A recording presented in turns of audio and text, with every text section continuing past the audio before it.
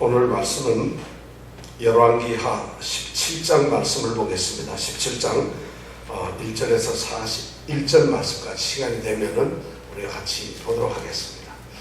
17장의 말씀은 드디어라고 표현하면 안 되겠네요. 마침내 북왕 이스라엘이 망하는 그 이야기를 기록해 놓는 것이 17장의 이야기입니다.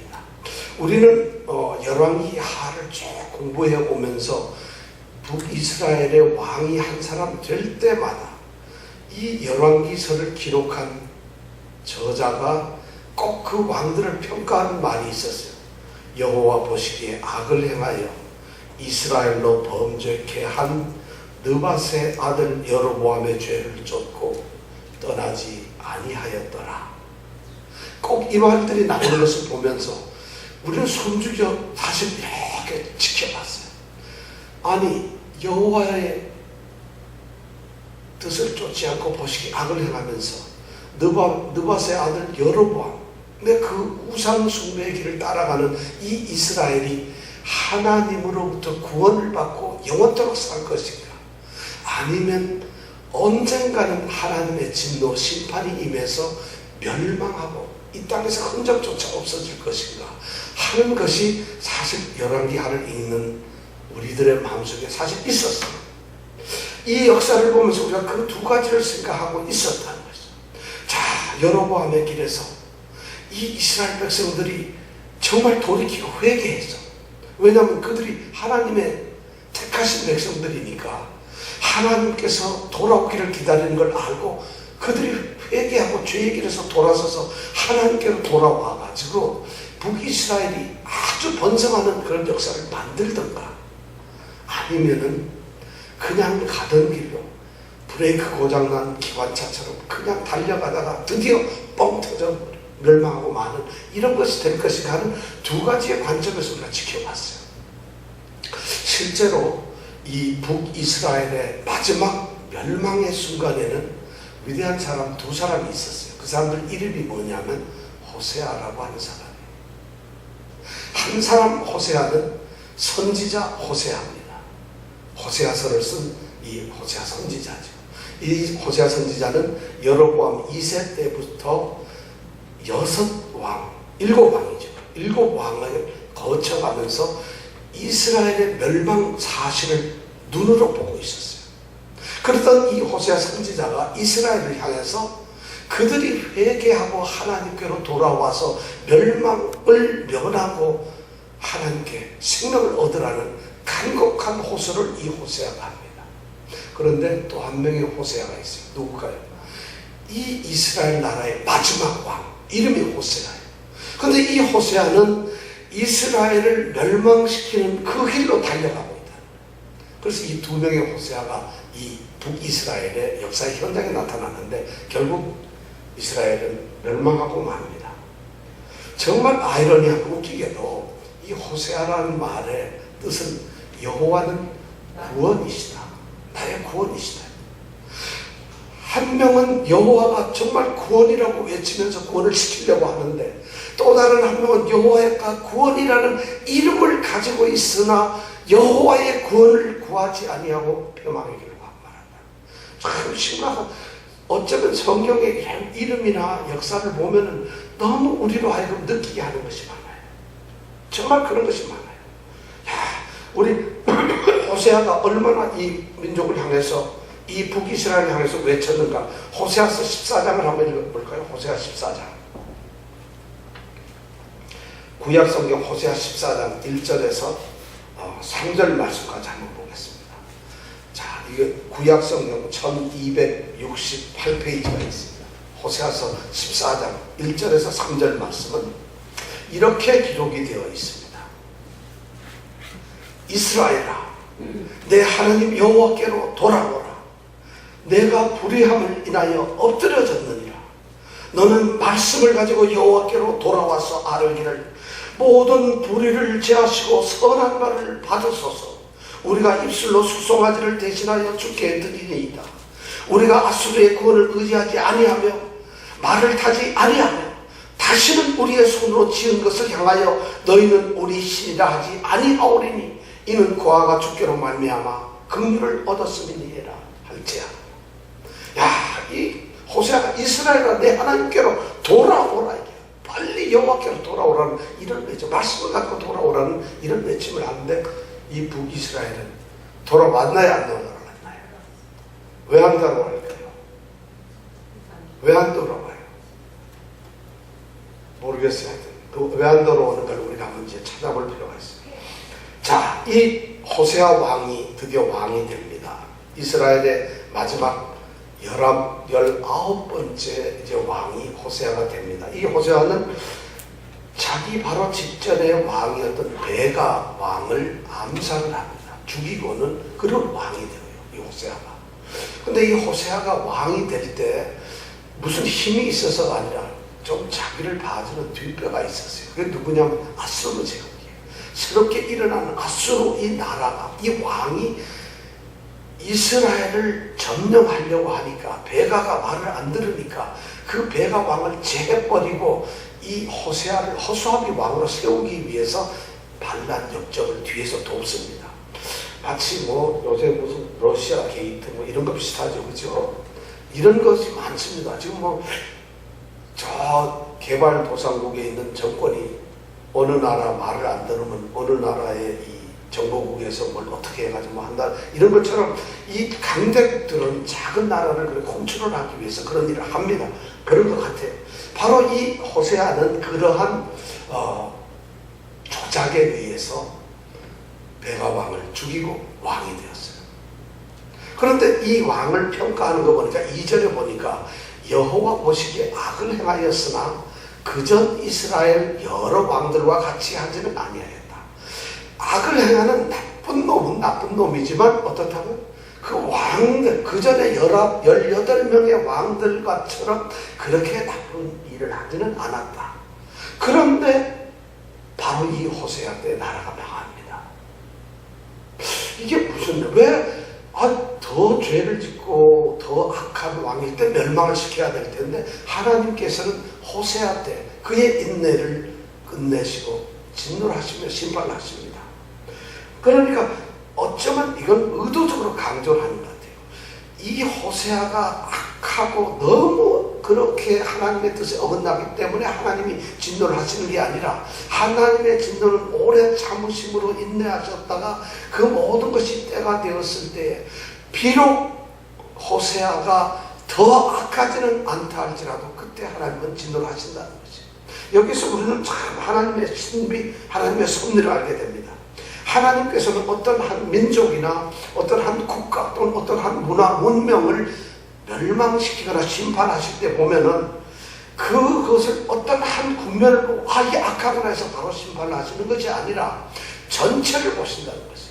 전체의 역사, 전체 민족의 그 일들을 보시고 난 다음에 어느 시점에 하나님은 진노하시더라는 것이죠. 참으시더라는 것이죠. 우리가 그러니까 하나님 앞에 옳지 않다 하더라도 오늘 우리가 살인을 했기 때문에 즉시 우리가 죽는 것이 아니고 오늘 우리가 하나님 앞에 엄청난 범죄를 했기 때문에 죽는 것이 아니고 어떻게 됩니까? 하나님은 우리의 인생 전체를 보시다 어느 시점에 진노하고 심판을 하시고 참으시는 것이죠. 바로 이스라엘 이 호세아가 여호와 보시기에 악을 행했지만 더 악을 행하지 않음에도 불구하고 이때 망하게 되는 것이죠. 그래서 참 우리 사람들은 이해할 수가 없어요. 이거 보면 하나님은 조금 이상하세요. 좀 어떻게 즉흥적인 것 같아요. 왜냐하면 아합 왕 때, 그 악한 아합 왕 때 이스라엘을 멸망시켜야지 왜 호세아 때까지 참으셨는가? 호세아는 그래도 조금 낫지 않아? 점수가 90점인데 빵점일 때 그때 망했어야 돼 하는가? 하나님의 때를 우리가 판단할 수도 없다는 것이죠. 그러니까 하나님은 그렇게 멸망했어요. 그래서 이 트랩이라고 하는 이 신학자가 이런 얘기를 해요. 심판의 날은 모래시계의 마지막 모래가 떨어지는 날이 아니라는 것이에요. 모래시계를 우리가 놓고 이렇게 시간을 재는데 이미 모래시계가 쌓여 떨어지는 그때가 전부 다 심판의 시간이라는 것이에요. 모래시계 마지막 알이 딱 떨어질 때 그때 심판이 시작되는 것은 아니면 끝났다는 것이 그것이. 그 다음에 도끼로 나무를 칠 때 수천 번을 쳤는데 마지막 도끼로 나를 칠 때 그때가 심판이 아니라는 거죠. 이미 도끼로 치고 있는 동안이가 전부 심판이라는 거죠. 마지막 그때가 그냥 끝났을 뿐이라는 거죠. 그렇다면 이 이스라엘 백성들은 경각심을 가졌어요. 진짜 지켰어요.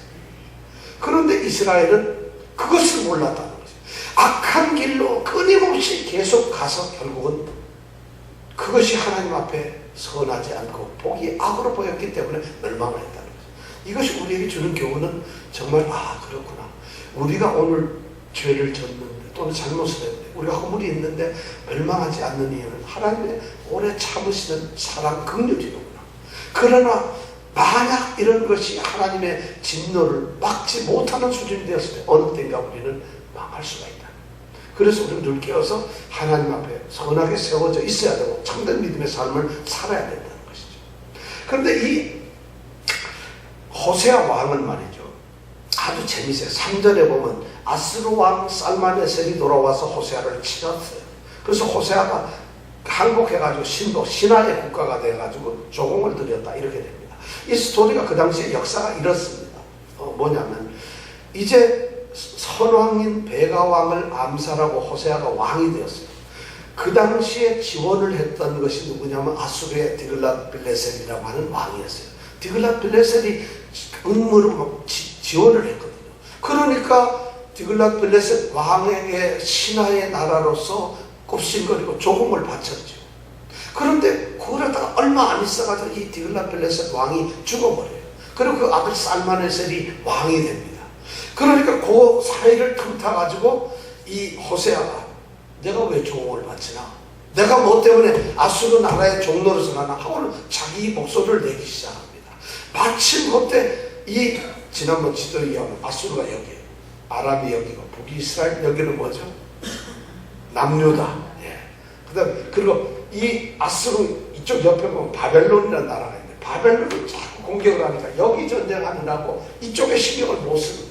그러니까 이 틈을 잡고 호세아가 고개를 들고 딴짓을 합니다. 그러니까 살마네셀이 전쟁하다 말고 이쪽으로 와가지고 다시 또 공격을 합니다. 살마네셀 왕이 와가지고 이스라엘을 쳤어요. 그래 쳐가지고 완전히 또 다시 하니까 꼼짝 못하는 거죠. 왜냐하면 그 당시에 최강국이 이 중동지의 최강국이 아수르예요.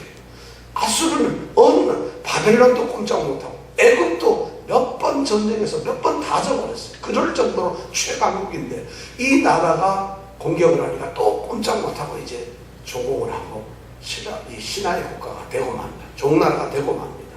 그러면서도 왕의 명분을 지키고 있는데 그러다가 또 무슨 문제가 생겼는가 하면 이 살마네셀이 조금 뭔가 잘못되고 정치적으로 좀 불안하니까 그 순간을 탁 이 사람이 이 호세아 왕 찬스를 노리고는 이쪽 애굽은 이쪽에 있습니다. 바벨론 이쪽에서 애굽이죠. 애굽에게 가가지고 애굽왕 소라고 하는 왕에게 가가지고 동맹을 맺습니다. 그리고 아수르를 대적을 하기 시작합니다. 그러면서 이제 자기 생각에는 이스라엘 백성들의 머릿속에는 400년 이상을 애굽에서 종로로 됐기 때문에 애굽은 지상에서 제일 강국이에요. 그러니까 애굽만 의지하면 이길 수 있다는 착각을 합니다. 아주 잘못된 판단이죠. 그러니까 아수르가 최강국인 걸 모르고 애굽에 가서 이렇게 사신을 보내가지고 거기하고 조공을 바치고 동맹을 맺은다. 이걸 공격하려고 하니까 이 살마네셀 왕이 이거 안 되겠거든요. 그래 쳐들어왔어요. 쳐들어와가지고는 이 호세아 왕을 잡아가서 체포를 해서 감옥에 가둬버렸어요. 가두고는 왕이 없는 이 이스라엘 갖다가 전국을 유린해버립니다. 그래서 전국 이스라엘 전 땅을 완전히 초토화시켜서 성마다 다 부숴버립니다. 그래서 이스라엘이 딱 나중에 남은 게 뭐냐면 사마리아 성만, 수도만 남아있어요. 그래서 사마리아 성은 워낙 이게 견고한 성이잖아요. 그래서 3년 동안 성경에 보면 3년 동안 포위를 하고 그리고 전쟁을 했단 말이에요. 왕도 없는데. 그리고 사마리아 성은 여러분 잘 아시잖아요. 그죠? 세멜이라고 하는 사람이 가지고 있던 땅이잖아요. 그걸 아합왕이 어떻게 했어요? 뺏었죠.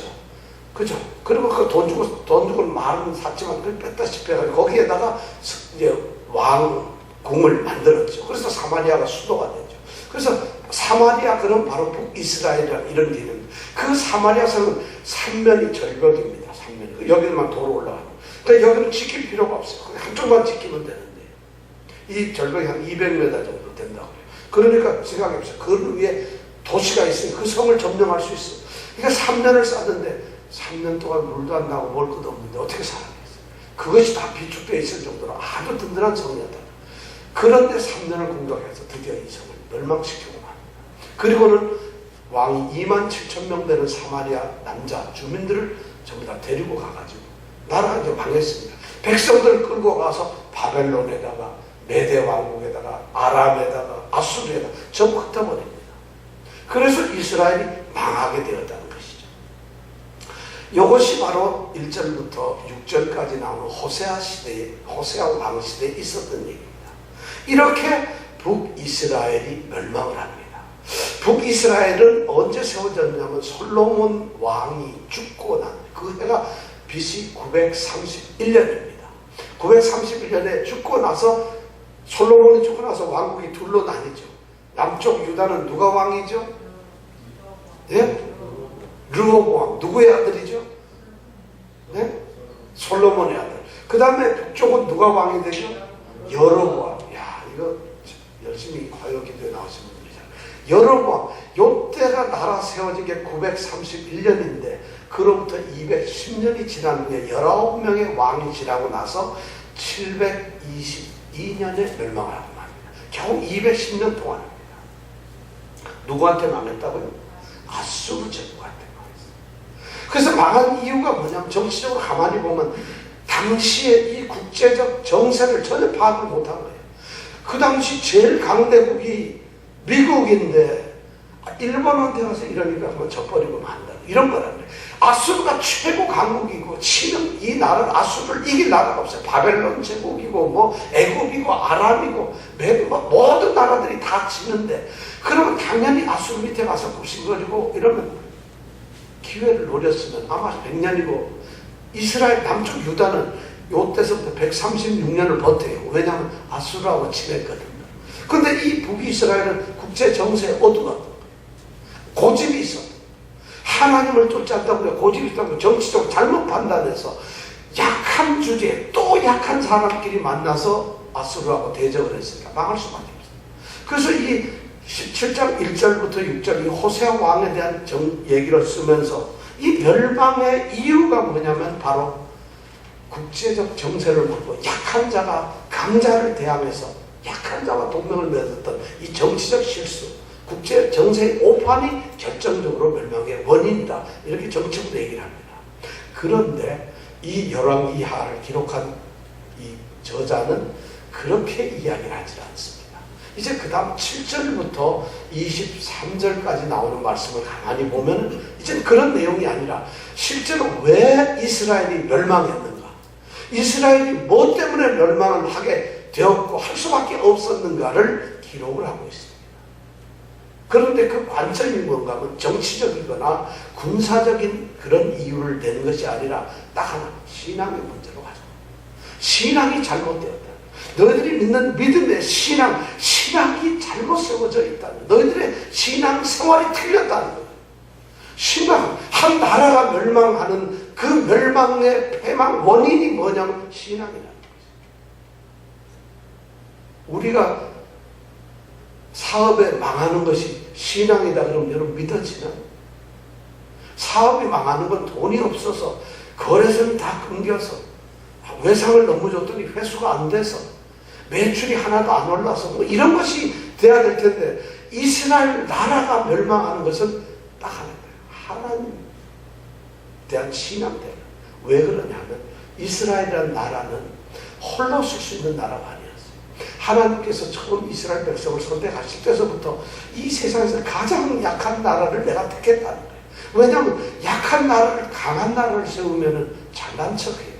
쥐가 뭘 좀 힘 좀 쓰는 척 하니까 하나님께서 가장 보잘것없는 종살이 하는 사람들을 불러내서 이건 내 나라다, 내 백성이다, 나는 너의 하나님이다 하고 나라를 세운 거예요.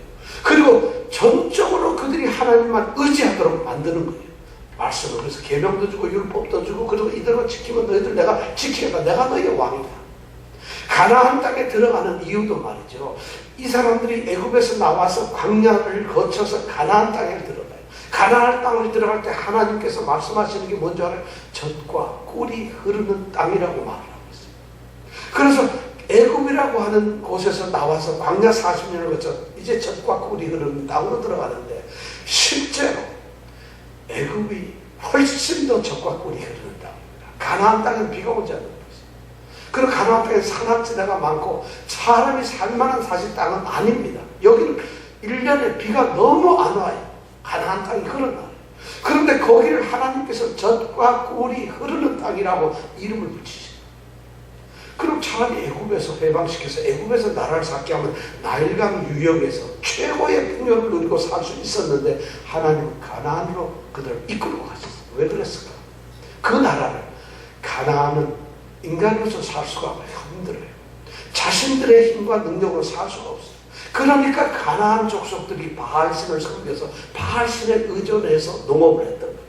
바로 하나님은 가나안 땅에 간 하나님의 백성들을 쫓아도 그들의 힘이 아니라 하나님만 바라보며 살게 한다. 이것이 하나님의 뜻이에요. 하나님의 백성은 세상을 보는 것이 아니에요. 세상의 힘을 보는 것이 아니고 세상의 어떤 권력을 보는 것이 아니라 오직 하늘을 향해서 하나님만, 하늘을 봐야 비가 오는 거죠. 하나님만 보는 거죠. 그래야만 살 수 있도록 만든 땅이 바로 가나안 땅이라는 거예요. 그리고 가나안 땅은 좁아요. 그리고 남쪽에는 애굽이 있고 블레셋이 있고 위로는 아람, 블레셋, 아수르, 강대국들이 있는 그 중간에 끼어있는, 우리나라로 말하면 경기도 정도 크기의 나라밖에 안 되는, 그 나라를 하나님께서는 자신의 나라로 삼으시고 자신의 백성으로 삼았다. 그게 힘이 있겠어요? 경제적으로 부해질 수 있겠어요? 인류가, 인간이 많아요. 아무것도 없어요. 그럼 그 나라가 버틸 수 있고, 다윗 왕 때에 그 일대로 완전히 통일시킬 수 있었던 힘이 뭐였을까요? 하나님. 바로 이스라엘은 그런 나라였다. 하나님을 의지하고 고만 살아, 하나님만 의지하면서 살아야 되는 이런 나라였는데, 이 나라가 멸망하게 된 원인은 하나님을 잃어버렸다. 심각한 문제입니다. 그들이 하나님의 백성이 아니면 관계가 없습니다. 그들이 하나님이 선택된 민족이고 하나님의 백성이 아니라고 한다면 하나님과 관계없으니까 바알을 섬기든 어떻든 좋아요. 그러면 다른 요람이나 다른 나라 암몬 이런 데처럼 살면 되는 것이죠. 그럼 그렇게 살다 죽으면 되는 것이죠. 그러나 이 백성은 하나님의 택하신 백성이니까 하나님이 약속이 있고 언약이 있었기 때문에 하나님의 뜻을 따라야 되는데, 이 백성이 멸망을 했대요. 근데 저자는 바로 이스라엘 백성들이 하나님을 버렸다고요. 하나님, 여호와 하나님을 거역했다는 거죠. 자, 7절부터 우리 12절 한번 같이 읽어보겠습니다. 어떻게 이들이 거역을 했는가? 7절부터 12절 함께 있습니다. 시작. 이 일은 이스라엘 자손이 자기를 애굽에서 인도하여 내사 애굽 왕 바로의 손에서 벗어나게 하신 그 하나님 여호와께 죄를 범하고 또 다른 신들을 경외하며 여호와께서 이스라엘 자손 앞에서 쫓아내신 이방 사람의 규례와 이스라엘 여러 왕의 세운 율례를 행하였습니다. 이스라엘 자손이 가만히 불의를 행하여 그 하나님 여호와를 배역하여 모든 성읍의 망대로부터 견고한 성에 이르도록 산당을 세우고 모든 산 위에와 모든 푸른 나무 아래에 목상과 아세랑을 세우고 또 여호와께서 저희 앞에서 물리친 이방 사람같이 그곳 모든 산당에서 분향하며 또 악을 행하여 여호와를 경노케 하였으며 또 우상을 섬겼으니 이는 여호와께서 행치 말라 명하신 일이라. 여호와의 하나님을 섬기지 않아요. 여기 보니까 애굽에서 인도해 나신 그 하나님, 그런데 그 하나님을 섬기도록만 했는데 말씀에 7절에 보니까 다른 신을 섬기고, 하나님을 섬기는 것이 아니라 다른 신을 섬긴다. 그러면서 또 더 웃기는 것은 여호와께서 그들 눈앞에서 쫓아낸 이방신을 섬기는 이방 사람들, 그 사람들의 율례와 법도를 따라서 살아가더라는 것이에요. 교회를 다니면서 하나님의 말씀을 듣고 하나님의 말씀과 성경과 말씀을 듣고서 그렇게 살아야 될 성도들이 그 말씀을 듣고서 하나님을 믿고 예수를 믿고 예수를 주로 삼고 살아야 될 사람들이 밖에 나서 딴짓을 합니다. 이것이 죄라고 하는데 거기를 가더라는 것이죠. 그리고 그 죄된 것을 따라서 살아가더라는 것이죠. 다른 우상, 철저하게 하나님을 의지해야 돼. 다른 신을 섬기기 시작했다는 거예요. 이것이 그들의 멸망의 원인이에요. 그 다음에 그러면 그것만 하면 괜찮아요. 오늘 이 말씀을 보니까 어딘가요? 9절에 보니까 이스라엘 자손이 가만히 불의를 해요.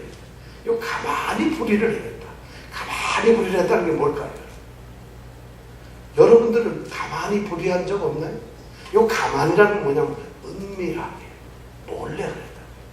이스라엘 백성들이 하나님을 섬겨야 될 텐데 이방신을 섬기는 것도 중요하지만은 가만히 몰래 은밀하게 뭘 했느냐면 산당을 지어놓고 푸른 나무 높은 산 뭐 이런 데다가 산당을 지어놓고 거기에서 또 손을 섬겼다.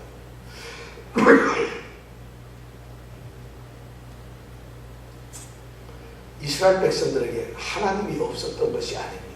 이 백성들은 하나님을 알고 있어요. 왜냐하면 북이스라엘은 다윗, 솔로몬의 다음에 일어났던 왕들이고 다 그 백성이니까 하나님을 모를 수가 없어요. 그런데 이들이 그런 짓을 했다. 자신들이 하나님의 백성이라는 것을 모르고 그들은 실제로 하나님을 섬겼어요. 왜냐하면 그들이 누굽니까? 여로보암이 금송아지 2개를 만들어가지고 이걸 하나님이라 하니까 거기다 하나님으로 절을 하고 했다는 것이, 섬겼다는 것이. 그런데 이들이 은밀하게 하나님을 겉으로 섬기는 척 하면서 뒤로는 뭐를, 다른 씨를 까고 있어요. 무슨 씨를? 호박씨를 까고 있어요. 다른 씨를 섬겨요. 우리가 이거 이스라엘이 망한 이유 중에 하나, 이거 굉장히 중요한 거예요. 그들이 하나님을 안 섬기는 것이 아닙니다. 하나님도 섬기지만 하나님 말고도 또 다른 신을 섬기는 거예요. 이것이 이게 혼합 종교라고 하는 것이 문제가 있어요. 주일날 거룩하게 성경책 끼고 이러고 교회 왔어요. 주야 하고 손좀 막 이러면서 기도를 하고 막 눈이 막 돌아갔는데 나가면서부터는 또 사람이 달라져요. 그리고 세상에 돈 쫓아가고 뭐 세상 쫓아 막 살다가 주일날 되면 먼저 툭툭툭 또 교회 나옵니다. 바로 이런 짓을 했다는 거예요. 여호와의 전에서 여호와의 산당에서 여호와께 제사를 지내고 하는 것처럼 하면서 안 볼 때는 은밀하게 거기다가 목상을 세우고 아세라 세우고 거기다 비나이다 돈 좀 주세요. 돈 좀 주세요. 이것이 하나님께 가장 치명적으로 하나님의 진노를 일으켰다는 거죠. 하나님은 두 마음을 품는 자를 가장 싫어하십니다. 그런데 실제 오늘날 많은 성도들을 보면 전부 이런 모습이에요. 심각하죠. 성경은 그것 때문에 이스라엘이 망했다고 하는데 우리는 아무렇지도 않아요. 난 하나님 그래도 좀 섬기는 편 아닙니까? 내가 좀 섬겨요. 그래도 하나님 좀 사랑하고 내가 더 신앙 좀 있는 편이잖아요. 제가 기도 잘하고 기도하면 나 3시간 합니다. 성경 하면 5시간 읽습니다. 내가 성경 쓰거든요. 2번을 썼어요. 나 7번, 100번째 쓰고 있어요.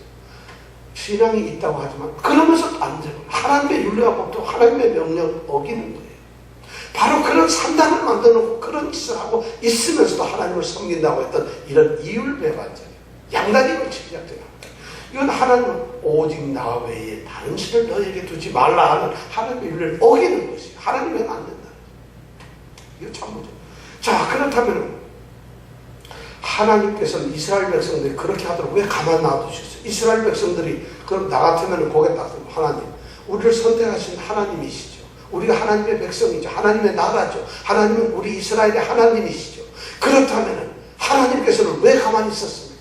다리라도 좀 부러뜨려 주시죠. 눈이라도 좀 빼주시죠. 우리를 징벌을 해서 벌이라도 내려주시죠. 우리를 하여금 집에 불이라도 나게 해서 깨닫게 좀 해주시죠. 차 사고 나서 차라도 고장이 나가지고 우리로 하여금 하나님을 범죄하면 큰 사고가 나고 죽는구나 하나님을 좀 깨닫게 해주고 하나님께로 돌아오게 했으면 될 거 아니에요. 왜 하나님은 그것을 보고만 있다가 때가 되니까 망하게 합니까? 이스라엘 백성들은 어쩌면 그런 불평을 가질 수 있는 사람도 있을지 모르겠어요. 그런데 하나님께서 그 잘못을 돌릴 수가 있을까요? 있어요, 없어요? 그런데 그럴 수가 없다는 것이에요. 13절하고 14절을 우리가 한번 같이 읽어보겠습니다. 13절, 14절 시작.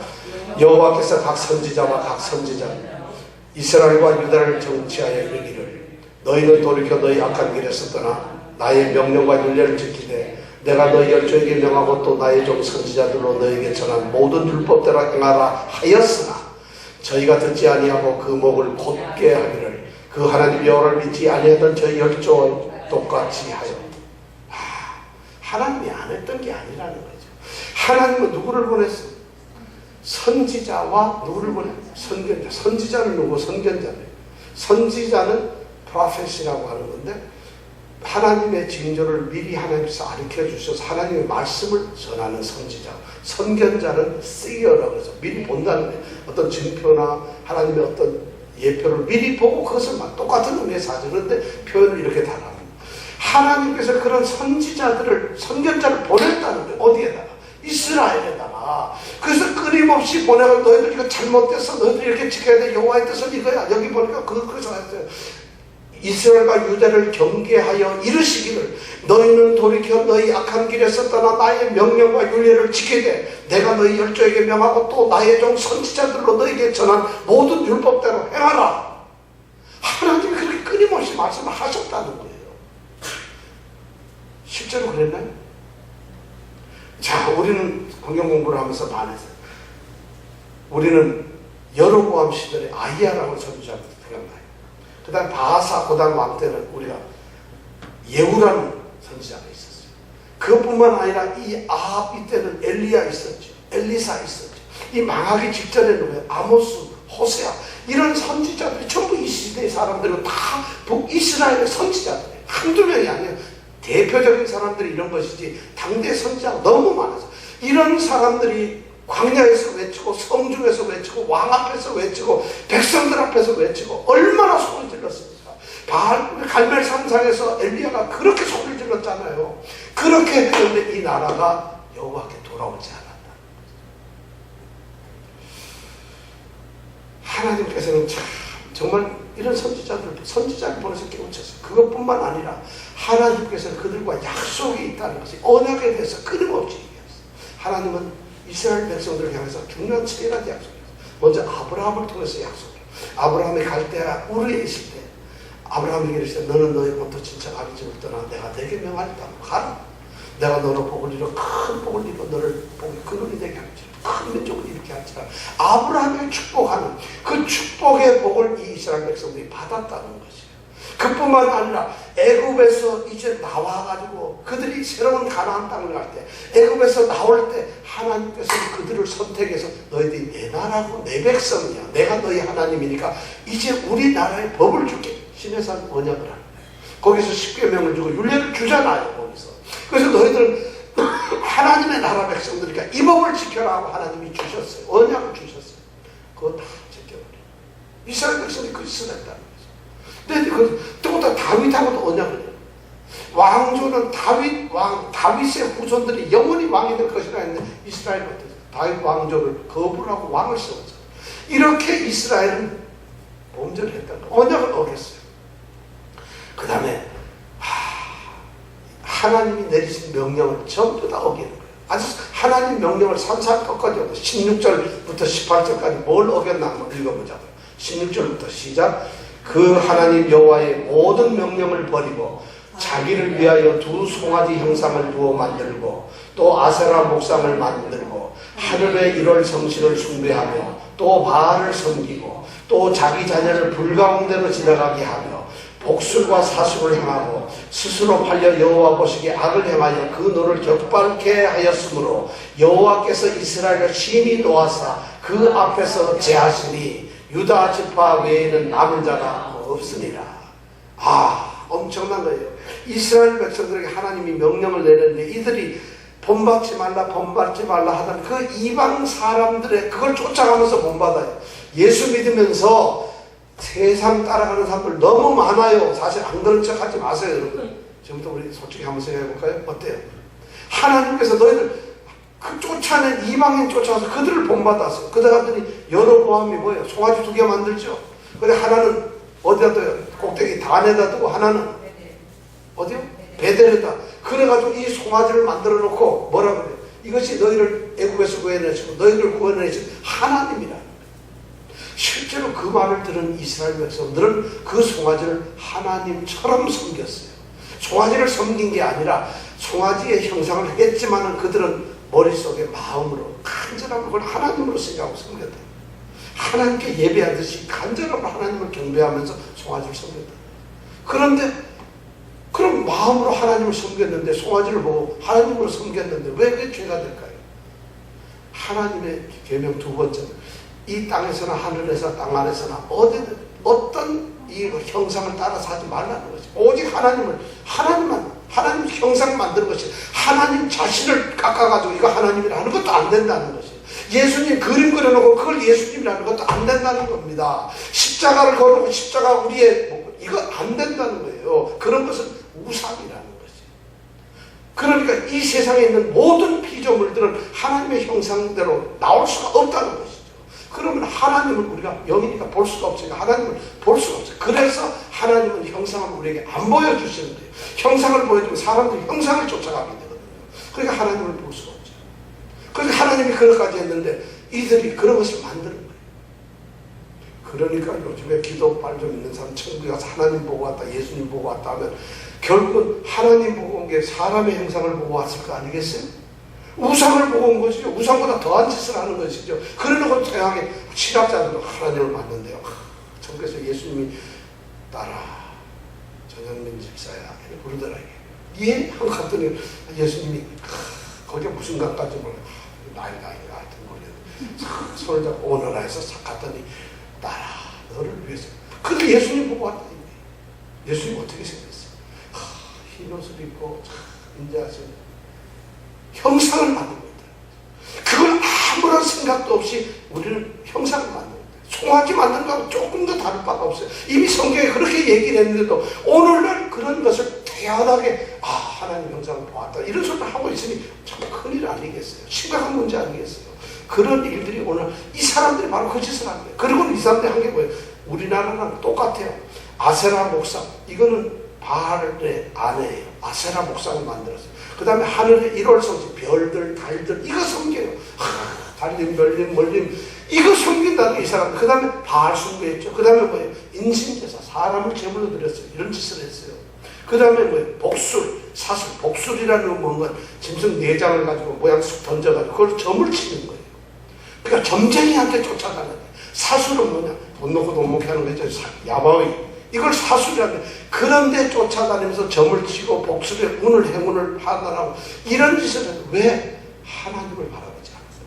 하나님의 명령대로 안 하고 그 짓을 했으니까. 그런데 그것이 문제는, 더 문제가 뭐냐면, 심각한 문제는 여기에 보니까 아주 재미나게 17절에 보니까 또 자기 자녀를 불가운데로 지나게 하여 복술과 사술을 행하고 스스로 팔려 여호와 보시기에 악을 행했다. 스스로 팔렸다. 스스로 팔렸다는 건 뭐냐면 자발적으로 자기가 스스로 종이 되었다는 거예요. 그런 거죠. 그거 쫓아갔다는 게 그런 거예요. 누가 강제로 내려간 것도 아니고 어쩔 수 없이 간 게 아니라 스스로 전보러 가자. 스스로 여기 와서 별일만. 이왕이면 하나님도 빌고 그래도 또 모르니까 우리가 별에도 빌어놓고 이렇게 하자. 스스로 팔렸다는 거예요. 심각한 문제입니다. 그래서 유다 지파만 남겼다고요. 자, 이렇게 그만 이스라엘 백성들은 이런 죄 때문에 너희들이 범죄하게 되었다는 거죠. 그래서 너희들이 멸망하게 되었다고 이 열왕기하 저자가 기록을 하고 있어요. 실제로 하나님을 떠났다는 그 자체가 문제예요. 이들의 죄의 모습을 하나님을 거역하고 그 다음에 배신하고 하나님을 잊어버렸어요. 이방신 하나님을 잊어버렸어요. 그것만 아니라 그리고 이방신한테 은밀하게 원래 이방신을 섬겼어요. 은밀하게. 우리가 여러분 우상 섬겨본 적 있으세요? 여러분 지금 우상 섬기나요? 아니요, 나 우상 만든 적도 없고 나 우상 안 섬겨요. 천만에 우리는 날마다 우상 속에 살아요. 우리가 의지하고 바라보는 것이 엄청나요. 돈을 벌려면 돈을 쫓아가야지 돈이 나와요. 그러나 돈 때문에 고통을 당합니다. 권력을 지향하는 사람은 권력을 쫓아갑니다. 근데 권력 뒤에 폐망해서 초라하게 방해버리고 명예를 좋아했던 사람은 명예를 쫓아갑니다. 그래가지고 하다 보면 결국은 명예가 없어지고 나면 진짜 불려. 제 대학 친구 중에 하나가 국회 부의장을 했는데 잘 나갈 때 한국에서 만나면 거들먹을 좀 이런 말 하면 안 되는데 좀 피우고 이런 친구예요. 그런데 이 친구가 얼마 전에 뭐 어느 기업에서 돈을 받아가지고 지금 감옥에 가 있어요. 국회 부의장하고 뭐 이랬다고 전화하고 그 부인님 우리 다 동창이라서 친하죠. 권사님 장로님인데 그러니까 지금 들어가 있어요. 박근혜 정부 때 이명박 정부 때 그렇게 활동하는 사람이 지금 감옥에 가 있어요. 권력을 쫓으면 잦을 수 있어요. 그러나 권력이 끝이 아니라 권력의 마지막은 비참해져요. 그래서 하나님은 하나님을 쫓으라는데, 하나님만 바라봐, 하나님 얼굴을 바라면 그 마지막이 뭐겠어요? 망하는 겁니다. 영생이에요. 구원이라는 거예요. 하나님을 바라고. 그러니까 그래서 우리가 무엇을 목표를 잡아요. 방향이 정확해야 돼요. 그래서 우리 믿는 자에게는 하나님께서 하나님을 믿는 거예요. 그 마지막은 영생이라. 죄의 삭은 사망이요, 하나님의 쫓는 이 그리스도 예수 안에는 영생, 이것이 바로 우리의 목표라는 것이죠. 그래서 하나님을 섬기라고 했는데 이 이스라엘 백성들이 그렇게 못했다. 은밀하게 딴짓을 하고 있어요. 그리고 공개적으로 아주 늠름하게 상당을 세워놓고 거기서 절을 합니다. 그 다음에 하나님께서 선지자들을 통해서 그렇게 깨우친데도 목이 고다요, 뻣뻣하고 건방져요. 아무리 하나님께서 그렇게 경계를 해도 이스라엘 백성들이 그걸 듣지 않아요. 왜 하나님의 백성들이 안 들을까요? 왜 하나님의 백성들은 하나님께서 선지자들을 보내서 말씀을 하시고 율법을 통해서 말씀하는 것, 그렇게 하나님이 얘기하는 걸 목이 뻣뻣해서 왜 안 들을까요? 하나님의 백성들이, 여러분 왜 안 듣겠어요?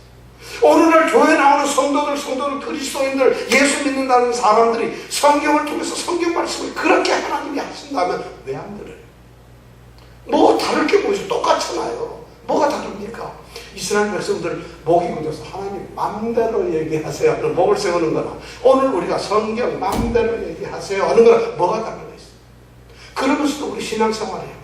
이스라엘 백성이 망한 이런 현실, 열왕기하 17장에 나오는 이 사실 앞에 세워져 있는 우리가 이 내용을 읽어보면서도 우리는 달라지지 않습니다.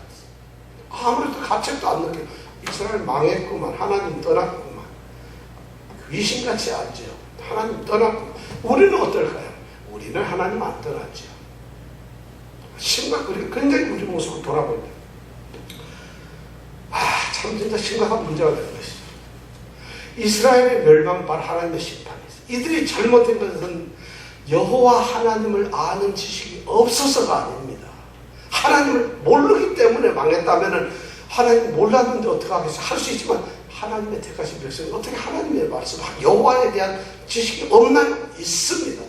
그들은 자그마치 몇백 년 동안을 모세 이후로부터 사사기 시대로부터 다윗으로부터 선지자를 통해서 수없이 하나님에 대해서 우리가 배워왔던 사람. 그러니까 여호와 하나님에 대한 지식으로는 박사들이에요. 그런데 그들이 이렇게 되고 말았어요. 사실 참 그렇잖아요. 예를 들어서 하나님의 지식을 우리가 몰랐다 그러면 아무렇게나 해도 돼요. 혹시라도 하나님께서 이 일반 계시를 통해서, 자연을 통해서 또는 어떤 현상을 통해서 나타나는 하나님의 모습을 만약 우리 보고 한번 지혜 있게 깨달아봐라 그랬으면 나 머리가 나빠서 몰라요. 그래도 우리가 좀 핑계거리가 될 텐데, 이거는 하나님의 특별 계시잖아요. 자신이 직접 나타나서 선지자 통해서 직접 말씀을 하고 얘기를 다 하잖아요. 내가 이렇다, 너희들은 이렇다, 너희들은 이렇게 해야 된다고 다 얘기를 하는데도 그걸 모른다는 건 말이 안 되잖아요. 어떻게 이런 일이 있을 수가 있습니까? 그래서 그들은 핑계할 수가 없죠. 사실 이 멸망은 가장 지금 이 열왕기하 17장에서 이스라엘이 멸망했다는 이 얘기의 핵심은 뭐냐면, 하나님 모르는 사람이 멸망했다가 아닙니다. 하나님이 선택한 하나님의 백성이고 하나님을 잘 아는 사람들이 망했다는 거예요. 어떻게 하나님이 선택한 백성이, 하나님의 나라가 망할 수가 있나요? 근데 망했다는 거예요. 하나님이 망하게 하셨어요. 왜냐? 그들이 하나님을 떠나기 때문에. 그렇다면 오늘 이 교훈을 보면서 우리가 생각해야 될 게 뭐죠? 우리가 어떻게 될 것인가? 우리는 하나님 앞에서 어떻게 세워질까? 그걸 우리가 생각을 해야 됩니다. 그들의 결정적인 잘못이 뭐냐면, 그들은 자신들이 어떤 존재인가를 인식하지 못했다는 거예요. 자신을 모른다는 거예요. 여러분들 누구세요? 누구 아들? 여러분들 하나님 앞에서 누굽니까?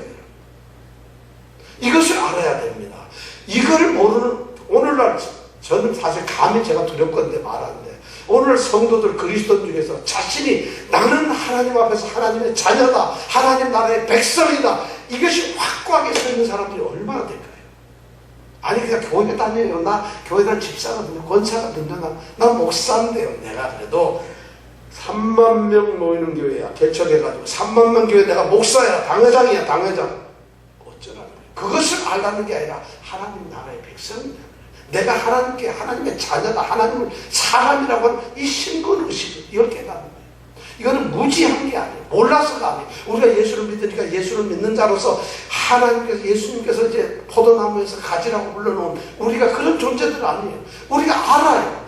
무지한 것이 아니라, 모르는 것이 아니라 우리가 인식을 하죠. 의식이 없어요. 신기하게 그걸 알죠. 우리가 다 예수 믿고 다 이거 모르는 사람은 있어요. 좀 아는데 그렇게 내가 의식하며 살질 않아요. 이러고 사는 거예요. 우리는 교회 나와서도 이러고 사람 만나서도 아무런 예수 믿는다는 이런 자의식이 없는 거예요. 여러분 하버드에 들어간 사람들 있잖아요. 하버드에 들어간 학생들, 예를 들어서 이 H대학에 들어간 학생들이 자신이 어디 갈 때 어떻게 생각해요? 어떤 신분의식을 갖고 있어요? 대단한 자의식을 가질 거예요. 그죠? 왜냐하면 내가 그래도 이래도 H대학이 그렇게 만들어져요. 그 대학이 처음부터 그런 건 아니에요. 지금부터 몇백 년 전에 그 대학은 성경 가르치기 위한 조그마한 학교잖아요. 그런데 그것이 학교가 만들어지고 명예가 되니까 그 이름 때문에, 그 명성 때문에 거기 들어간 사람은 자기도 모르게 의시되는 거예요. 여러분, 그 학교가 가지고 있는 전통과 학문의 가치와 그 다음에 그 엄청난 그런 것 때문에 그렇게 되는 거예요. 그럼 그 사람들이 그걸 느끼니까 어디 가서든지 그런 의식을 갖고 있고 자기들이 차별의식과 신분의식을 가지고 있어요. 대학에서도 그러는데 하물며 하나님의 자녀들이 왜 그것이 없냐는 것이. 그런 거 가지고 가는 나 성도들 하나도 못 봤어요. 오히려 그런 신분의식은 하나도 없는 사람들이 교회 크니까 큰 건물다는 우리 교회는 커요. 우리 교회 몇천 명 모여요. 우리 교회 건물 크게죠. 우리 교회 역사가 200년이에요. 뭐 우리 교회는 목사님이 30명 있어요. 이런 걸 가지고 신분의식을 삼고 있다는 것입니다. 심각한 문제죠. 하나님을, 우리 예수님이 우리 교회, 우리는 예수를 섬기는 사람들, 우리는 예수님이 우리의 주님이에요. 이것이 우리의 신분의식이 되어야 하는데 그것이 없었는데 이스라엘이 바로 그 짓을 했다는 것입니다. 이스라엘이 하나님을 몰랐던 것이 아니라 하나님의 자녀라는, 백성이라는 자기의식이 하나도 없었어요. 무지가 아니라 무의식의 세계에서 살고 있습니다. 여러분, 이 시간부터 우리 하나님의 자녀라는 것을 명심합시다. 그렇게 삽시다. 나는 하나님의 자녀다. 따라서 시작. 나는 하나님의 자녀다. 나는 하나님의 자녀다. 졸다가도 우리가 이 얘기는 해야 돼. 나는 하나님의 자녀다. 나는 하나님의 자녀다. 지금 그렇게 말하도 여러분 온몸에 소름이 쫙 끼쳐야 됩니다. 왜냐하면 하나님의 자녀라는 거예요. 하나님. H대학 정도가 아니에요. 대통령도 아니라는 하나님. 성경도 그렇게 하나님을 모르면서 하나님의 자녀라 그러면 여러분 몰라도 되는데, 만약 신앙이 있어서 하나님을 좀 안다면 내가 하나님의 자녀라 그러면 그걸 느끼라는 거예요. 그걸 인식하라는 거예요. 그것이 신앙이에요. 그게 그렇게 된 사람은 아무렇게나 행동을 할 수가 없어요. 그 사람들은 하나님을 떠날 수가 없어요. 그 하나님이 세상에 어느 것보다 전능하시고 위대하신 분인데 떠날 수가 없어요. 배신을 할 수가 없어요. 그런데 이 이스라엘 백성들이 그 하나님을 알면서도 의식을 안 하기 때문에 거짓거리 뭘 쫓아가요? 우상을 쫓아간다. 그래가지고 오늘 여기 말씀해 보면 그들이 뭐예요? 허망한 것에 쫓아서 허망하게 되었다는 거예요. 헛된 걸 쫓아가서 헛되게 되고 말았다고 오늘 성경 말씀은 그렇게 기록을 하고 있어요. 참 안타깝죠. 그렇게 나라가 망하고 말았습니다. 그래서 이 이스라엘 북쪽 왕국 이 10지파는 그렇게 쫓다가 망했어요. 그 다음에 어떻게 됐는지 아세요? 24절서부터 41절까지 말씀을 이렇게 보면은 이 이스라엘에 살고 있는, 사마리아에 살고 있는 27,000여 명의 남자들을 다 끌고 저쪽 북쪽에 가서 다 흩어버렸어요. 그리고 저쪽에 있는 사람들, 이 북쪽에 있는 이 바벨론 사람, 뭐 아람 사람, 아수르 사람들 또 끌어다가 이 사마리아 이쪽에다 다 풀어놓고 여기서 너희들 살아라고 다 끌고 들어왔어요. 다시 말해서 하나님의 택하신 이스라엘 지파 10지파의 사람들이 사는 것이 아니라 외부 사람들을 끌어왔다는 것이에요. 그러니까 그 사람들이 섞여서 사니까 서로 결혼하고 살면서 전부 혼혈돼버리고 하는 거죠. 그런데 이 사람들이 처음에 붙잡혀 와서 이 땅이 하나님의 땅인지 여호와께서 선택한 땅인지 몰라가지고 자기네 신을, 각자 나라에서 온 자기 신을 섬기다가 하나님이 진노하셨어요. 오늘 성경 말씀을 하나님이 진노해가지고 사자를 보냈어요.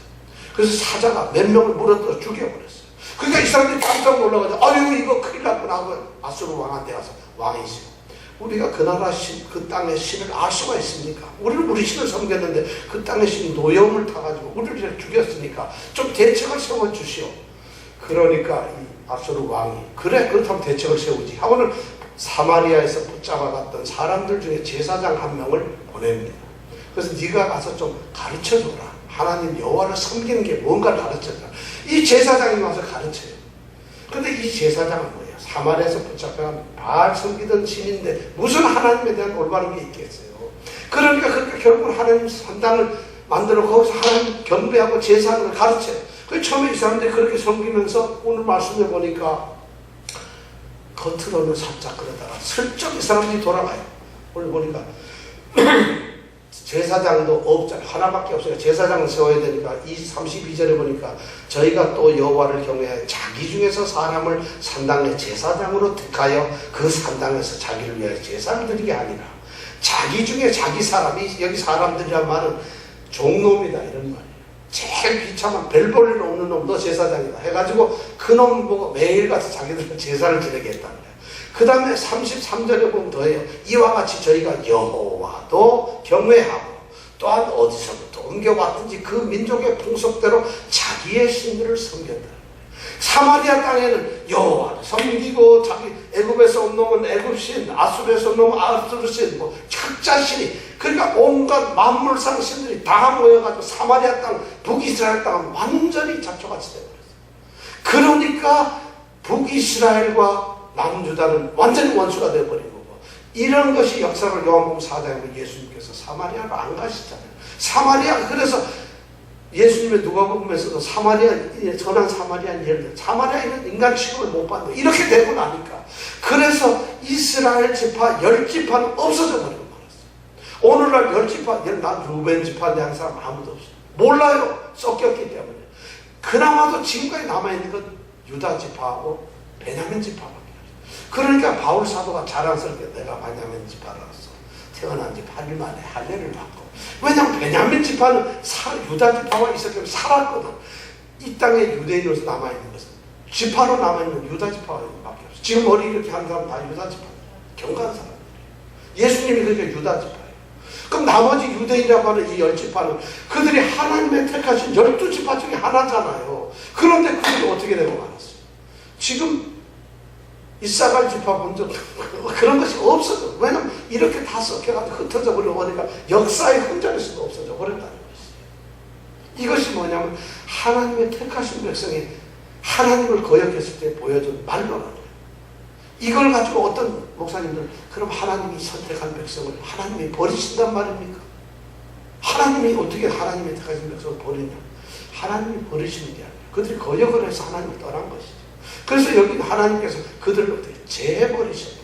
이 재해버리셨다는 건 없앴다는 게 아니라 얼굴을 돌려버려요.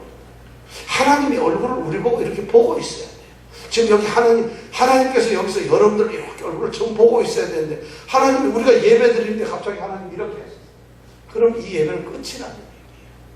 안타깝습니다. 우리가 아무리 하나님 본다 해도 실제 하나님이 의인은 아닙니다. 하나님의 얼굴이 있는 건 아닌데 하나님 얼굴을 돌려버려요. 하나님 받지 않고 우리 예배에 관심이 없어요. 우리가 지금 하고 있는 이런 것에 관심이 없어요. 그거는 우리가 아무리 소리 지르고 나누고 거품을 물어도 끝이 나는 거예요. 얼굴을 재해버리신다. 돌려버리신다. 이스라엘이 이렇게 멸망을 하고 말았어요. 저는 이 성경을 보면서 정말 이 사마리아가 정치적으로 경제적으로 군사적으로 얼마나 강대했어요. 대단한 나라였어요. 사실 이 북이스라엘이 절대 만만한 나라가 아닙니다. 그런데 그들의 역사는 이렇게 그냥 험하게 없어져 버려요. 그리고 흔적도 없어요. 이들에는 하나님 나라의 생명체계는 존재 자체가 없어버려요. 이것이 오늘 우리가 북이스라엘의 회망을 보면서 우리가 봐야 될 거예요. 오늘 우리는 어떤 신앙을 가져야 될까? 여러분들 한번 생각해요. 현대 교회가 이 열왕기하 17장을 보면서 정말 생각 많이 해야 돼요. 정말 많이 깨요. 교회가 교회 타워야 돼요. 교회 모습을 가져야 돼요. 교회가 교회 모습을 가져야 되는데 하다못해 일반 기업들도 어떤 연구소에서 최고의 기술을 가지고 자랑을 하는데 교회는 뭐를 자랑해야 되겠어요? 건물과 어떤 회사가 우리가 세상에서 제일 큰 사업을 가지고 있습니다. 그게 자랑을 하나요? 우리 회사 직원이 세계에서 제일 많습니다. 이게 자랑이 되나요?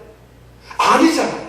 회사조차도 세상조차도 그런 걸 가지고 자랑을 안 하는데 교회가 우리가 건물이고 우리가 몇 명이고 우리가 우리 행사를 뭐하고 우리가 뭘 하는데 온갖 그런 걸로 하나님을 자랑, 하나님이 없어져 버렸어요. 은밀한 짓을 하고 있다는 거죠. 일반 회사들도 자랑, 우리 기술이 세계 최고입니다. 이걸 자랑하고 있다는 거예요. 근데 진짜 본질이 자랑되지 않는, 그리고 그런 것이 없어지니까 어떻게 교회들이 오늘 판을 치고 있어요. 그리고 실제로 그 껍데기를 쫓아가기 위해서 교회가 운영되고 있다는 것이에요. 예수를, 하나님을 위해서 교회가 존재하는 것이 아니라 그걸 하나님을, 예수를 이용해서 그 껍데기를 건물을 지으려고 그러고 사람을 끌어모으려고 그런 짓으로 자꾸 뭐 직분도 세우고 사람도 모아놓고 그런 짓을 한다는 거예요. 그리고 그것을 자랑하는 거예요. 그러면 큰 종이 되어버리고 작은 종이 되어버리고 한다는, 이것이 심각한 문제예요. 이스라엘의 패망, 하나님이다. 하나님이 떠나시면 끝입니다. 우리가 오늘날 신앙에서 우리 자신 누군가를 이제 깨달읍시다. 정말 날마다 의식하고 아침에 나오면서 나는 하나님의 자녀다. 나는 예수를 주인으로 모시고 산 예수의 종이다. 예수 그리스도의 종 바울을 사도로 부르십니다. 이렇게 딱 이런 정체의식을 갖고 그렇게 살아. 그러면서 죄를 짓는다면 하나님 벌을 더 내리실 겁니다. 그러니까 우리가 그런 의식을 갖고 정말 그런 신앙의 모습을 갖기를 원합니다.